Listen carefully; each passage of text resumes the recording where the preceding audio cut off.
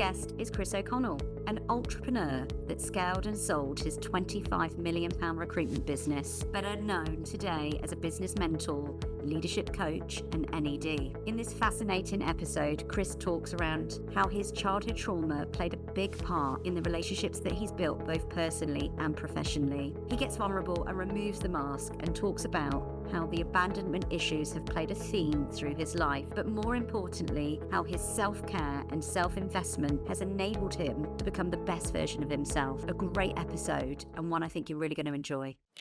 Hello. Hello, hi, welcome Chris. How are you? I'm very, very good, thank you. How are you?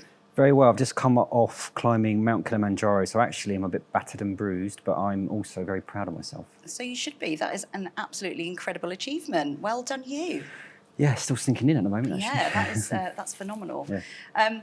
So, Chris, for the benefit of the listeners and for me, could you introduce yourself? And when I say introduce yourself, I want to get to know a bit more of the person. Okay, so tell me and the listeners who you are, personally, professionally, and wait for it, emotionally. Wow. Okay. Well, I'll go right back to my childhood if you want. Okay, absolutely. So it's Chris O'Connell. I'm 47 years old. I currently live in Bristol. So yeah, I was born in a caravan in a place called Burnham, which is near Slough. My dad worked on the railways, and it was quite a difficult childhood. When my dad used to work on the railways at night time, I was 2, my brother was 3. I'll go straight into this, right? Okay. My mum had left us, me and my brother there in the caravan all night.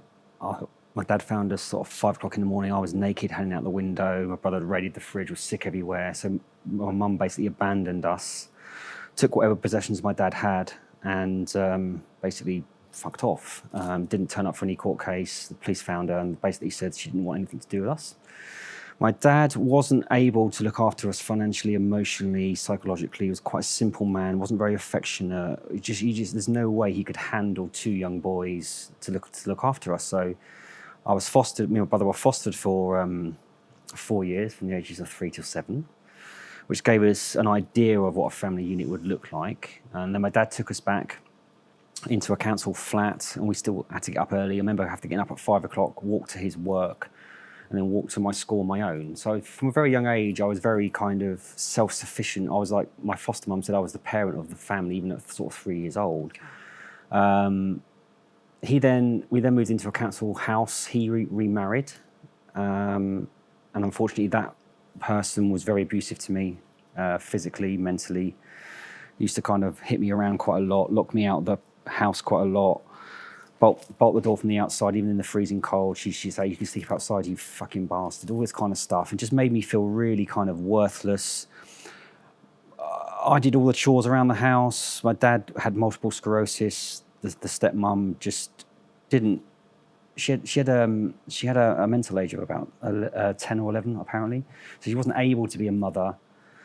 She didn't do any cooking or cleaning, or not that that's, I'm not being sexist here, but there was no mother figure, there was no father figure. It was a mess, right?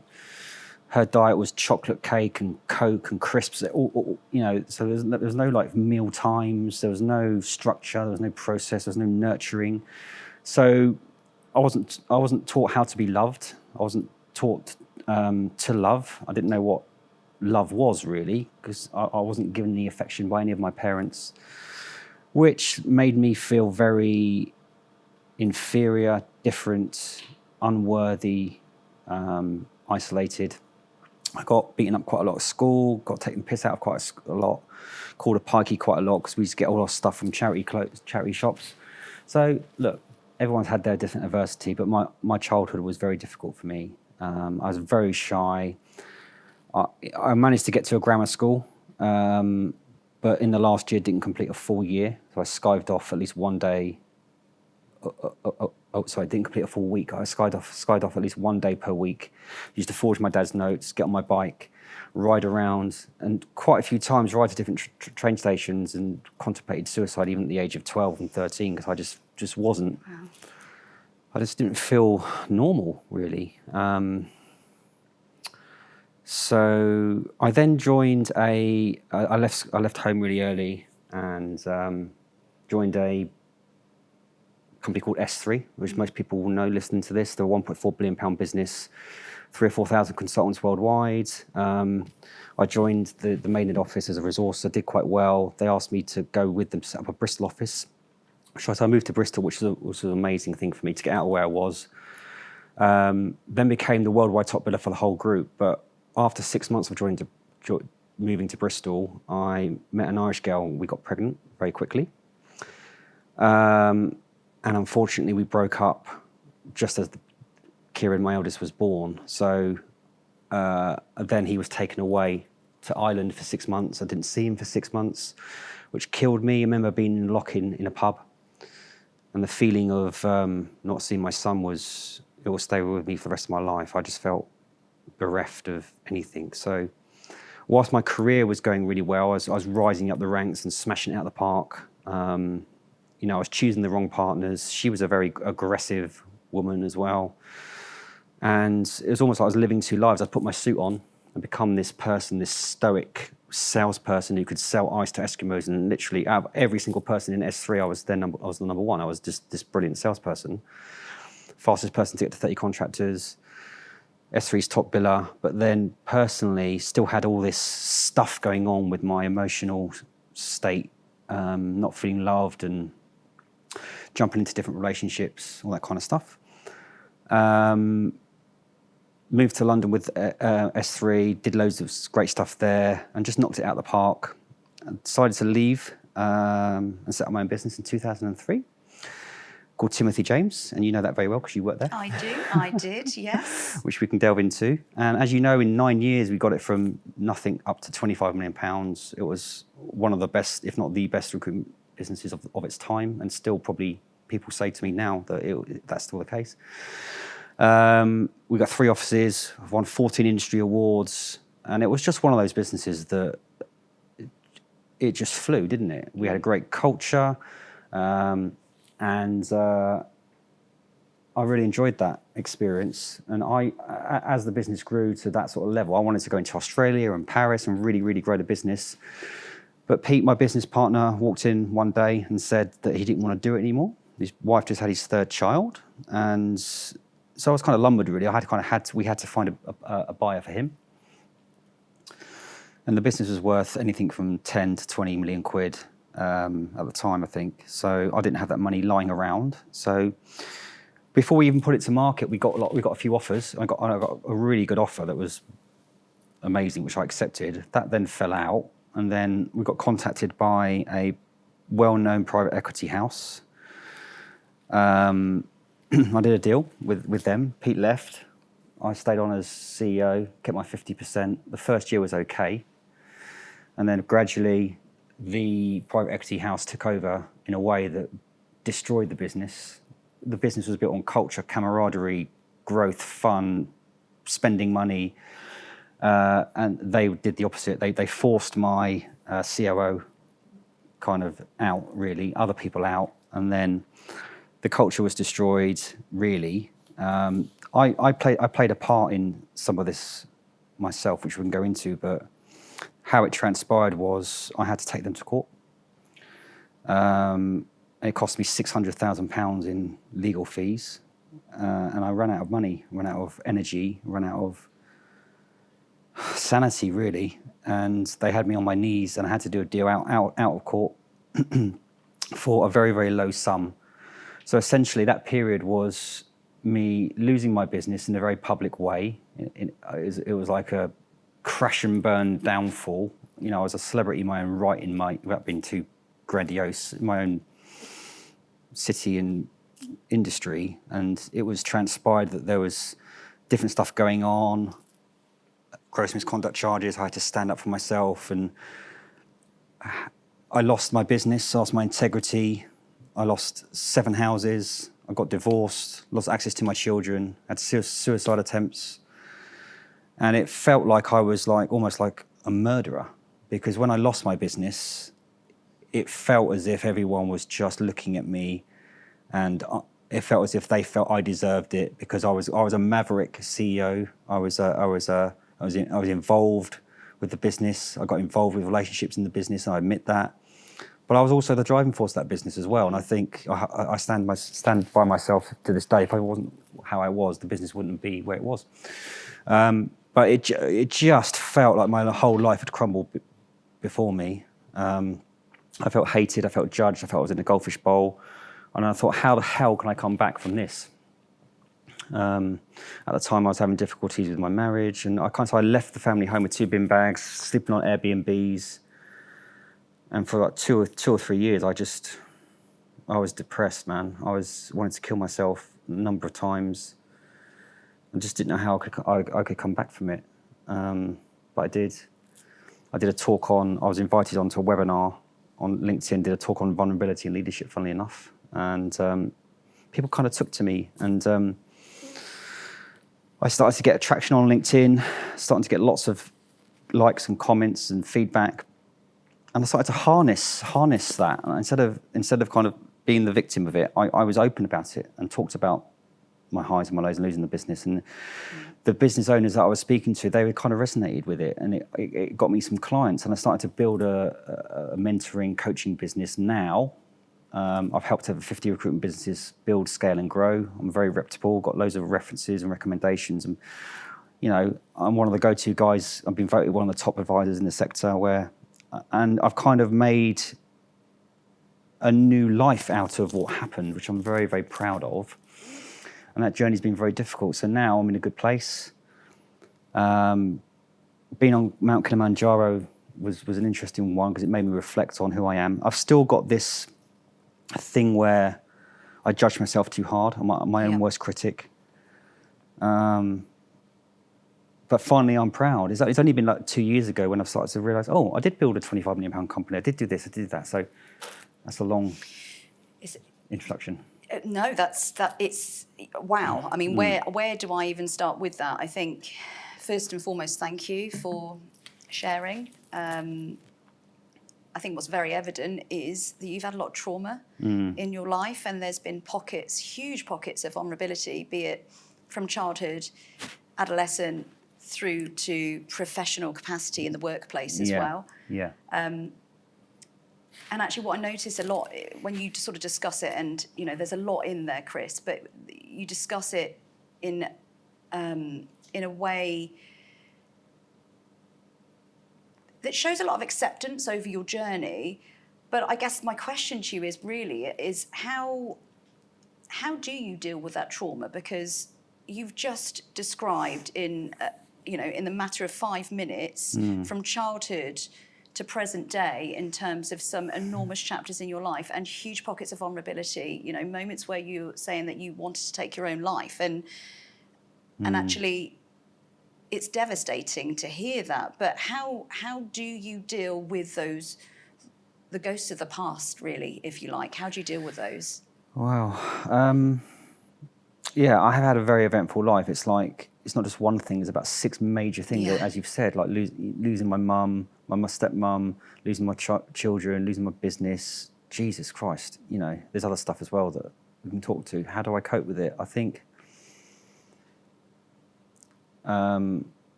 maybe my mum leaving me was one of the best things that could have happened to me in a paradoxical way, because it's given me that inner resilience where your mum abandoning you, it can't get much worse than that. So I've almost become conditioned to trauma and stuff like that. And it kind of, in a way, it's kind of it's forced me to go into myself. It's forced me to look at and feel. So I guess it's led me to believe wholeheartedly that I do have gifts, without being too spiritual. I do have gifts that I need to impart on the world. So therefore I've got a duty to this world to stand strong, to be tall, to get through it. So I think it's almost like, I guess I would be doing myself and the world a disservice if I decided to kill myself. I just know deep down that I've got so much more to give, and I don't want to waste my potential. So I think in moments of difficulty and trauma, I'm just kind of like, no, you're worth more than that. I I don't know if I'm answering the question. I'll ask you another question, because I feel throughout the intro that you gave, which was extremely thorough, there's a lot of I mean, you've had a phenomenal career, okay? So there's absolutely, you should feel so proud of what you've achieved. You know, the awards, the accolades, the acknowledgements, the revenue, money achievements that you had. And I think when you talk, I had a real feeling of external validation has been a big part of your life and played a really, really important role to you. Yeah. So I guess it's two-pronged. The question is, firstly, is that an accurate thing to say? And secondly, do you give yourself that same internal validation that you deserve now at this stage in your life? I think you hit the nail on the head. I think I've got this, still got this, although I portray otherwise. Yeah, I still have this need to be validated externally over my own self-validation, but it's only been the last 6, 12, 18 months where that has changed. I've still got some work to do, and I wholeheartedly admit that. So, yeah, the mum abandoning me and the stepmom doing that, it's kind of like I'm seeking this kind of like, oh, if she thinks I'm okay or he thinks I'm okay, then I'm okay. And inherently, I know that's fundamentally flawed and wrong, and I've got work to do on that. But I'm also a coach as well, and I teach people that as well, and it's a bit of a paradox where I kind of teaching my clients what I need to be teaching myself. Well, it's like most, right? We need to take a dose of our own medicine sometimes, don't we? It's easy to coach and inspire and help others, but actually to hold the mirror up and actually give ourselves that same level of affirmation that we give others is probably the hardest thing, right? One of the climbers on Mount Kilimanjaro said to me yesterday, having spent time with you today, Chris, I could see you're your own worst critic, but if you could see yourself how the world sees you, you'd look at yourself in a different way. So, look, I just think it's a process. What stops you from doing that?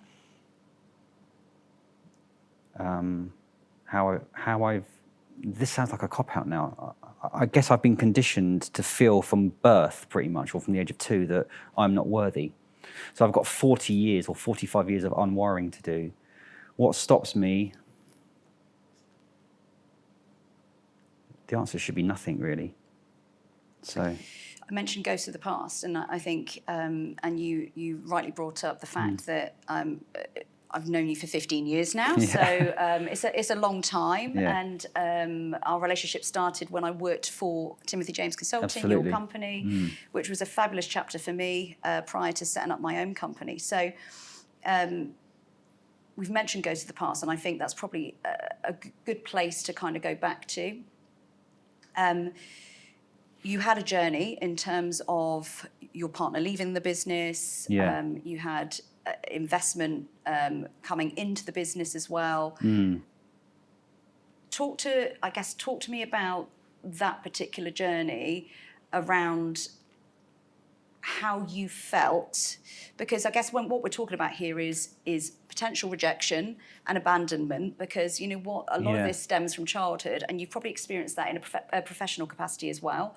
So talk to me about that chapter specifically, because I'm interested to know how you felt going through that. I mean, from a very young age, I always wanted to run my own business, and obviously not the doors off at S3 was their best biller, but me and Pete, we kind of got on at S3. He was perm, I was contracts.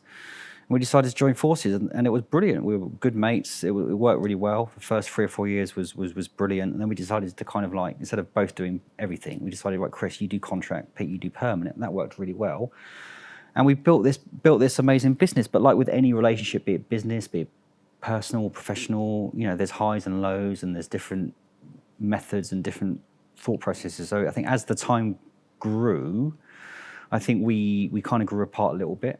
There was stuff that I was doing that he didn't agree with, and there was stuff that he was doing that I didn't agree with. So I think that we couldn't have done it without each other, but it was very evident towards the end of that 9 years that it would probably be best that we would part company. I felt as if we had different strengths that were complementary. I felt a little bit disappointed that we didn't get it to an even higher level.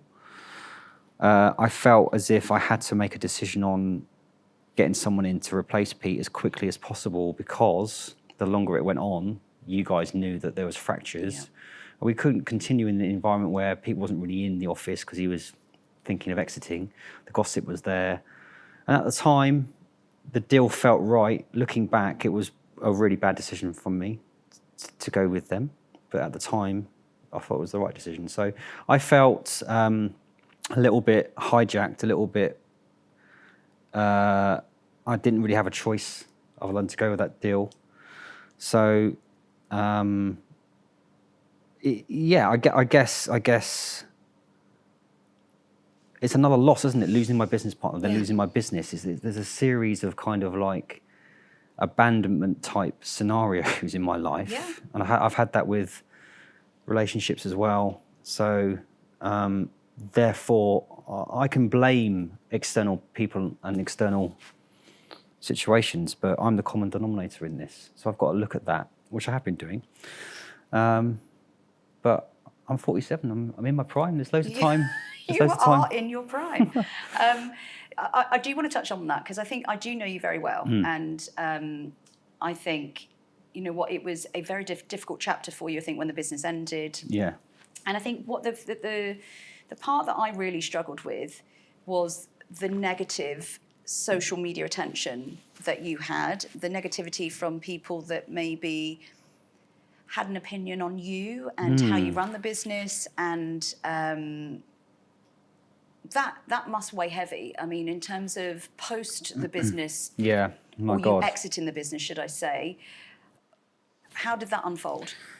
Well, it's a bit like, you know, when I was winning and sinning, everyone just thought the sunshine out of my arse, and it was amazing how it was almost like an hourglass. We turned it the other way. As soon as they saw that I was crumbling, they all dropped me like a hot knife. And I think out of everybody, there's probably, I think I still spoke to you. There's only one or two other people that actually bothered to even see if I was all right. I had people in my own company testifying against me because of how it was portrayed. And then when it all came out what the truth was, they started to come back. And I just felt so disgusted. I just felt so isolated and so alone, and kind of like, people have short memories. You know, at the end of the day, the business was built on the team, but there's quite a few people in my circle that used to work for the business that have gone on to build multi-million pound businesses, haven't even bothered to say thank you to me. Not that I want thanks, but they've almost like, there's been a few people that have been kind of like almost sneering and cheering and pleased of my downfall. But now I've come back. Yeah. It's a very interesting, I'm getting quite a few of them. I've met most of them now. So what I'm trying to say quite badly there is that it was a real kind of eye-opener to see, actually, a lot of people in this world are great and have good intentions, but a lot of people in this world are just out for themselves. Yeah. And that's a difficult thing to say. But I just learned a lot about how much I gave that business. I mean, 99.9% of my time, effort, and energy was in that business. I gave my heart, my soul, my shirt off my back to make that business grow.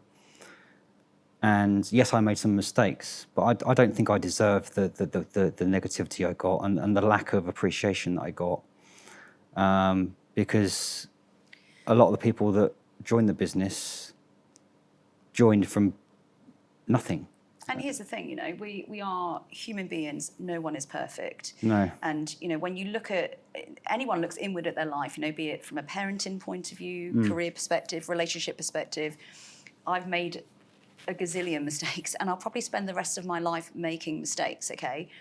But here's the beauty, right? There's a lesson there. When we learn, we grow, and when we grow, we're at our best. And I think, actually, the thing that underpins a lot of poor mental health is judgment and unkindness from others. And I guess I'm interested to know, because your journey has been a challenging one, but a really inspiring one, I would say, over the past couple of years. Like, I felt inspired watching you choose to invest in yourself, choosing to change your life, choosing you. and how amazing, right? That despite all that adversity, despite all those challenges, you dug deep and you were like, actually, I am good enough. And yes, it's still an ongoing journey, right? It never stops, because you've got to continue to invest. But was there a light bulb moment? Was there a moment where things changed and you were like, you know, today is a day? Was it as clean cut as that, or did it just gradually change?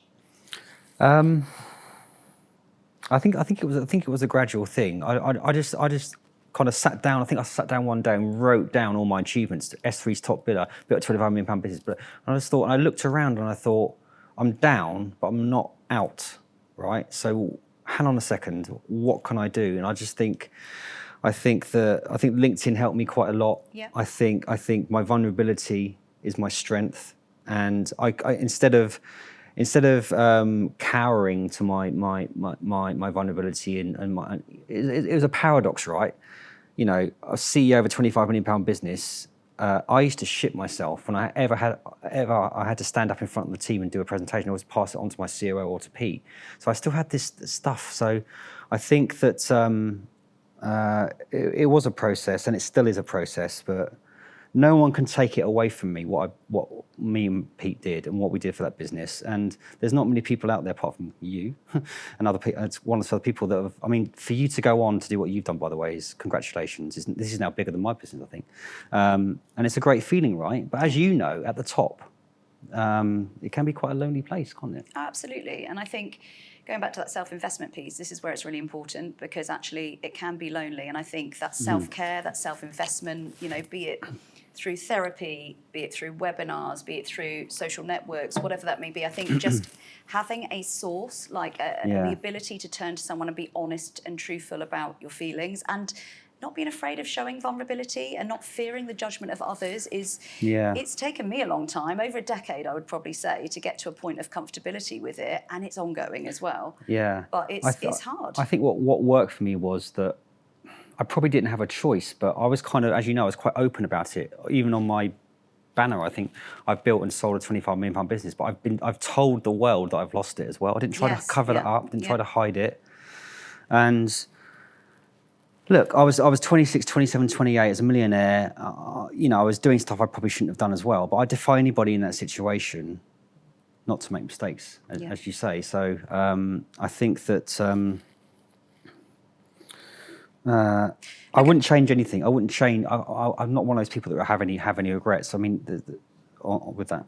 Looking back on your experience, and I guess knowing that there's so many budding entrepreneurs, people wanting to set up recruitment agencies, or even outside of recruitment, you know, just setting up a new business and having the courage to do so, knowing what you know now, is there any particular advice you would be giving someone that was sat there listening, saying, do you know what, I'm on that cusp now of making this happen?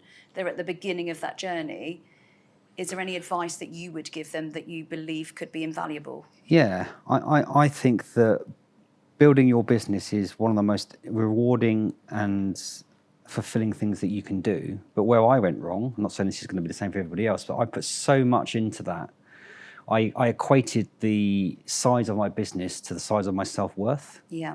And that was my downfall. So I foregoed everything else in terms of relationship with my children, my health, my fitness, my relationships. So whilst of course it's absolutely important to have that as a purpose, if you're out of balance with your personal development, your fitness, your diet, and your relationships, then I think it's about really understanding what you want out of life.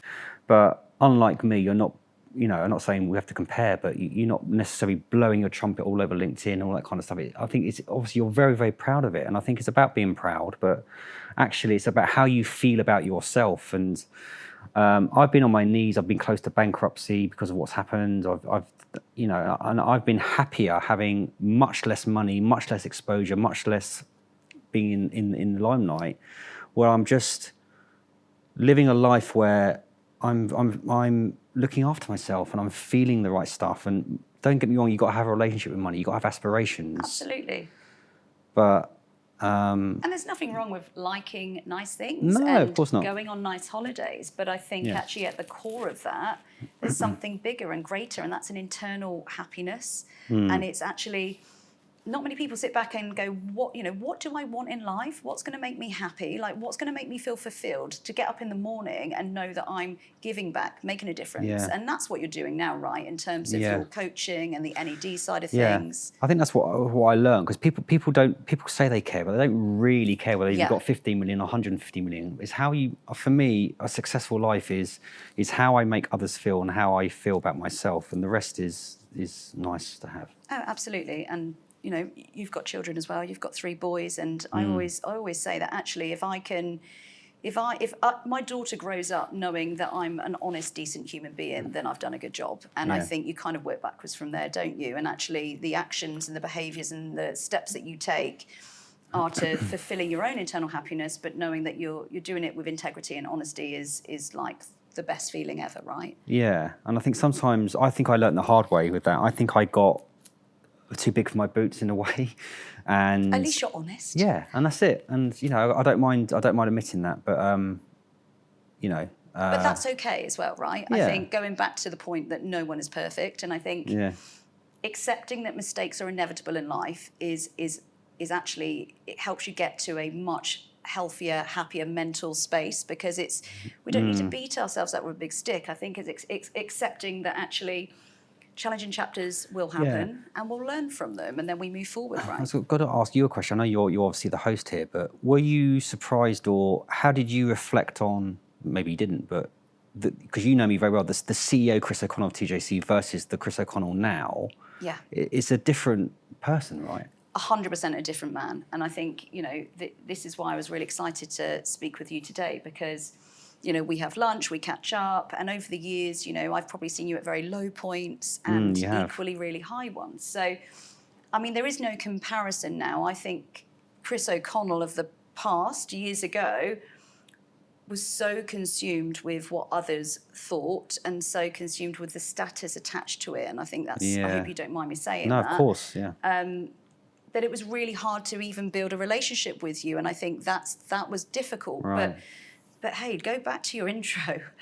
There's a reason for that, you know, that you don't escape. If you go through that much trauma early on in life, you start to put barriers up. And I think actually, for me, I'm lucky enough to know you personally and know your journey, so I understand that. But it's really brave and courageous for you to come onto podcasts and actually open up to that level as well. So the question of, are they 2 different men? 100%. Like, there's no comparison. Now I'm stepping outside that. I can visualise myself what I was like. I'm sure I was quite motivational and dynamic, but as you say, to get close to me probably was, you just couldn't. Whereas I think now, and I'm quite proud of that, actually. You should be proud, because there's a real man sitting here, that isn't afraid of showing vulnerability, that you can wear those ghosts of the past as wounds and own them and not be shamed by them.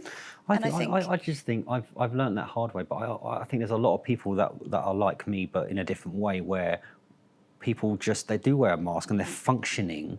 They're not living, they're the human doings, but not human beings. Absolutely. And I think when you start to get to that level where, hang on a second, just drop the mask, mate. Have a cry, be open about it.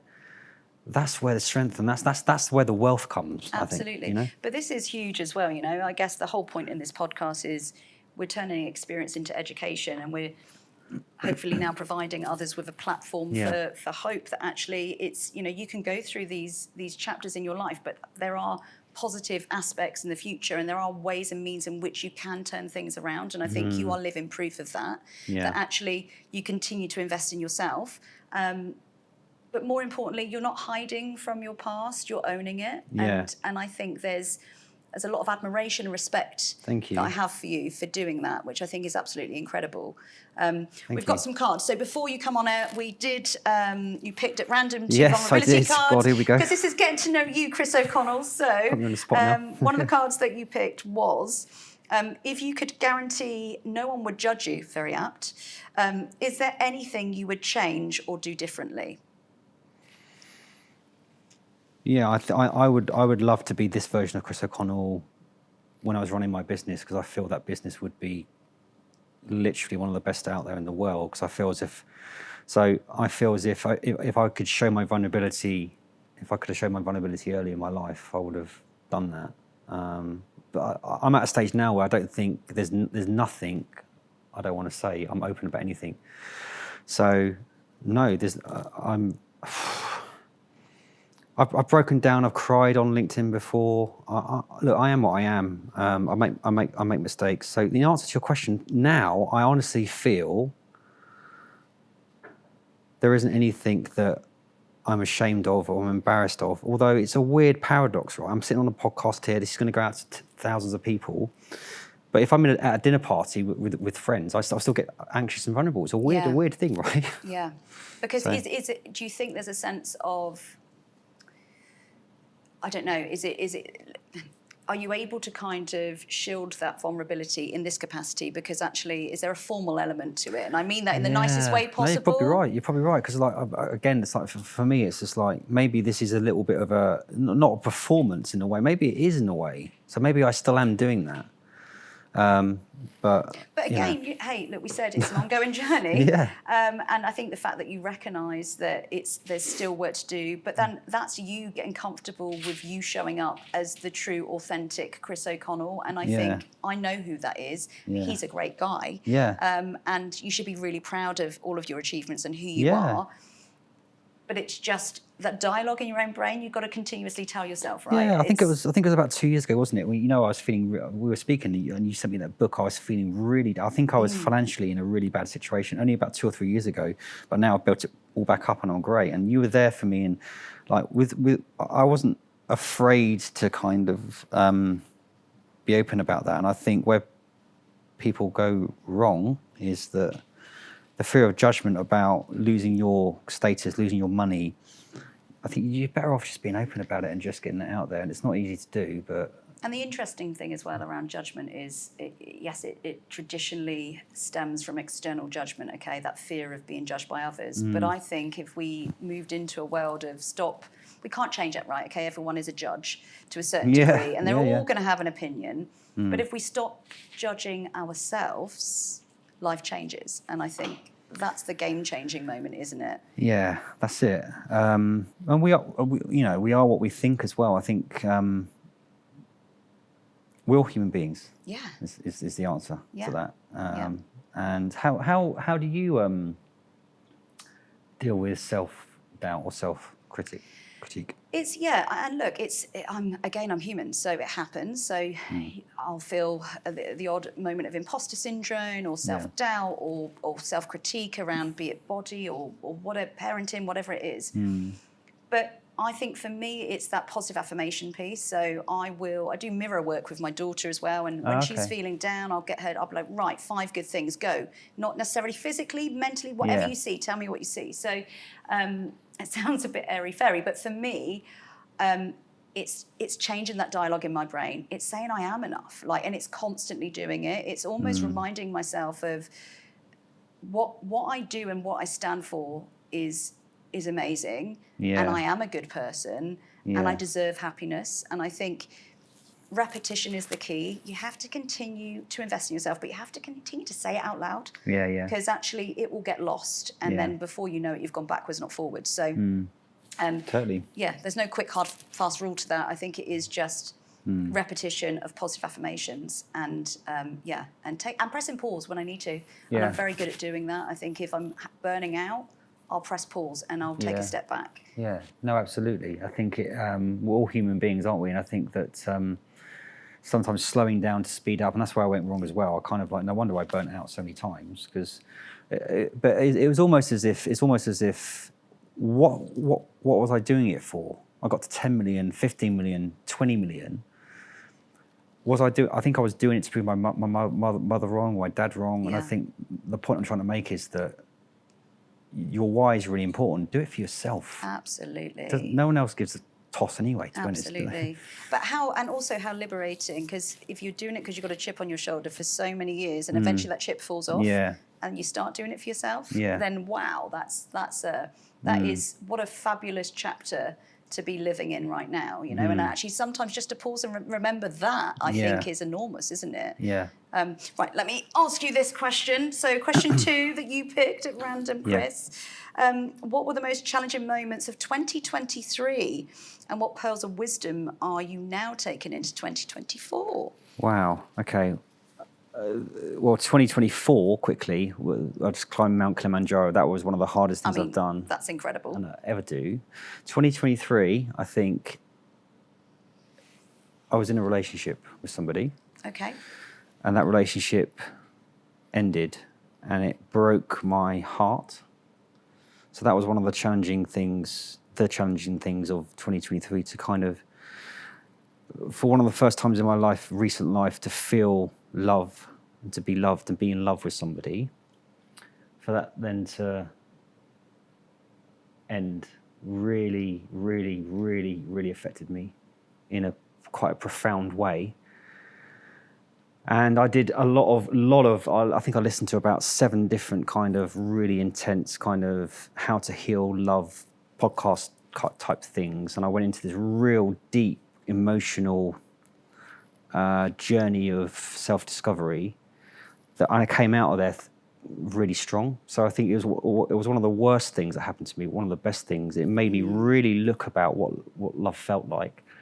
And it enabled me to realise that actually that person wasn't probably right for me, but I am worthy of love. Yes. So it was one of the most profound experience and difficult experiences I had, because I was so intensely eager to make contact with the person and try and almost get the person back, but I chose myself over it, and I grew from that. So that's what happened. That's amazing. So in terms of those, I guess the pearls of wisdom that you're taking into 2024 then, it's that you put yourself first. Yeah, I think so. There's a lot of people that might sound a little bit basic, but to me, I've never done that in my life, I don't think. Not, although on a superficial level, people could say that I have, but for the first time, I actually... You're talking emotionally, right? That's emotionally, different. yeah. So yeah, absolutely, that was the biggest lesson I've learned. And then when you do that, people tend to then gravitate towards you anyway. They do. They absolutely do. That's so true. So I'm really excited about the rest of the year and the time ahead. So yeah, it's been a bit of a learning curve the last couple of years, definitely. Yeah, but that's I think it's great. I think actually we're constantly learning, like we just said, and you're putting real positive things into action to change your life positively and to influence others, which is incredible. Finishing up then and sort of summarising, and whilst I don't think we've necessarily lifted the bonnet on every chapter in your life that you've just discussed, but if you were to give some final thoughts or pearls of wisdom, like we just said, in terms of those that are listening, that maybe there's certain things that you've just said that have resonated with listeners, be it that, you know, an abusive childhood or challenging workplace scenarios or that abandonment issues or feeling of rejection. Yeah. What would be your kind of parting thoughts or advice for anyone listening that might have gone through similar? I think it's about when you start to think negative thoughts, when you start to go into a spiral, it's often about what you think others think of you.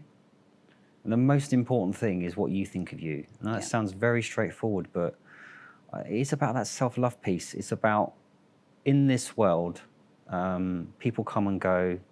You get new friends, you get new relationships.